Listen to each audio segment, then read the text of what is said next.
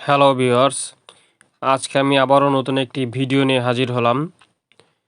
আজকে আমি আপনাদেরকে শেখাবো কিভাবে আপনি ফটোশপে দাড়ি ঠিক রেখে ছবির ব্যাকগ্রাউন্ড রিমুভ করবেন। আমি ডেস্কটপে একটি ছবি রেখেছি। এই ছবিটার দুই পাশে দাড়ি রয়েছে। এই দাড়ি যাতে ঠিক থাকে সেভাবে ঠিক রেখে আমি ব্যাকগ্রাউন্ডটি রিমুভ করব। তো কথা না বাড়িয়ে চলুন আজকের ভিডিও শুরু করা যাক। তার আগে বলে রাখি, আপনি যদি আমার চ্যানেলে নতুন হয়ে থাকেন, চ্যানেলটি অবশ্যই সাবস্ক্রাইব করে দিবেন।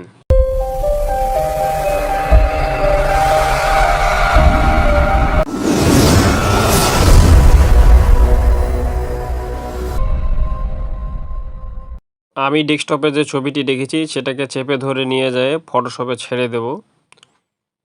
ছেড়ে দেওয়ার পর ছবিটিকে একটু হালকা বড় করে নেব।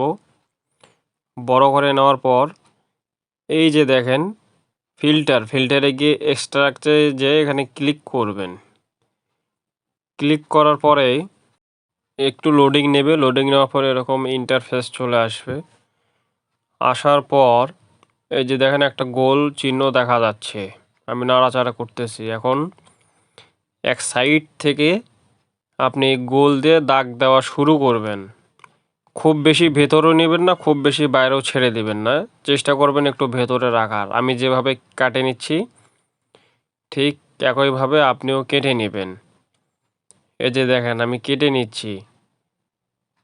ছবির চতুর সাইডে এভাবে কেটে নেবেন।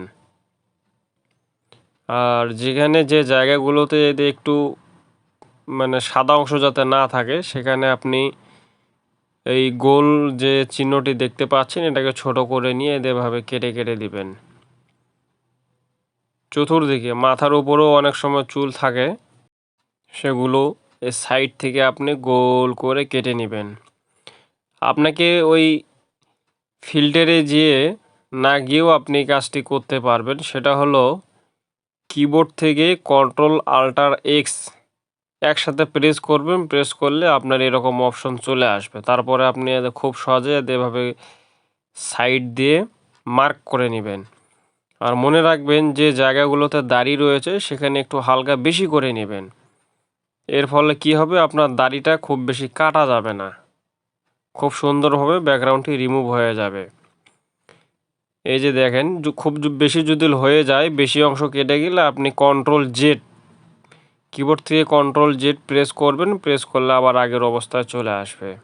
ছবি সম্পূর্ণভাবে মার্ক হয়ে গেলেই এই যে বাম পাশে উপরের দিক দেখেন তিনটা আইকন রয়েছে। আপনি মাঝখানে যে আইকনটি রয়েছে ফিল দ্য এরিয়া, আপনি সেখানে ক্লিক করে ছবির উপর ছেড়ে দেবেন। দেওয়ার পর এই যে দেখেন সম্পূর্ণ ছবিটি নীলাকার হয়ে গিয়েছে। তারপরে ওকেতে প্রেস করবেন।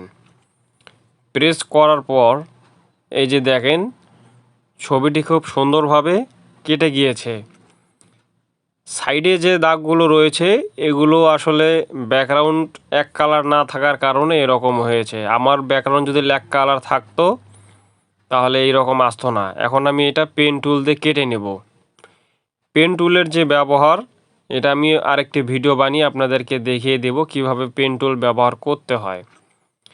এই যে দেখেন আমি পেন টুলস দিয়ে আপনার ছবির যে বাইরের অংশটি রয়েছে সেটা এইভাবে কেটে দেব। এটা একটু ঝামেলাই হইল, কারণ এটার ব্যাকগ্রাউন্ড এক কালার ছিল না। অনেক ছবির পিছনের ব্যাকগ্রাউন্ড এক কালার দিয়ে ছবি উঠানো হয়। এই যে দেখেন আমি সুন্দরভাবে পেন টুলস দিয়ে কেটে নিচ্ছি। আপনি এভাবে কেটে নেবেন। যদি আপনার ব্যাকগ্রাউন্ড এক কালার না থাকে তাহলে এরকম হতে পারে, সব ছবিতে এরকম আসে না। পেন টুলস দিয়ে কেটে নেওয়ার পর এই যে দেখেন ছবির ব্যাকগ্রাউন্ড একদম সুন্দরভাবে পরিষ্কার হয়ে গিয়েছে। আপনার দাড়ি কিন্তু অলরেডি ঠিক রয়েছে। এই যে দেখেন দাড়ি একদম কাটা যায়নি। আপনি এভাবে খুব সহজেই এভাবে ইন্টারনেট কানেকশন ছাড়া আপনি খুব সহজেই ব্যাকগ্রাউন্ড রিমুভ করতে পারবেন। অনেকেই রিমুভ বিজি অ্যাপ দিয়ে রিমুভ করে। আর আপনি যদি ফটোশপ থেকে রিমুভ করেন তাহলে আপনার ছবির মান বা রেজুলেশন দুটাই ঠিক থাকবে। এভাবে আপনি যে কোনো ছবির ব্যাকগ্রাউন্ড খুব সহজেই রিমুভ করতে পারবেন। ভিডিওটি সম্পূর্ণভাবে দেখার জন্য ধন্যবাদ।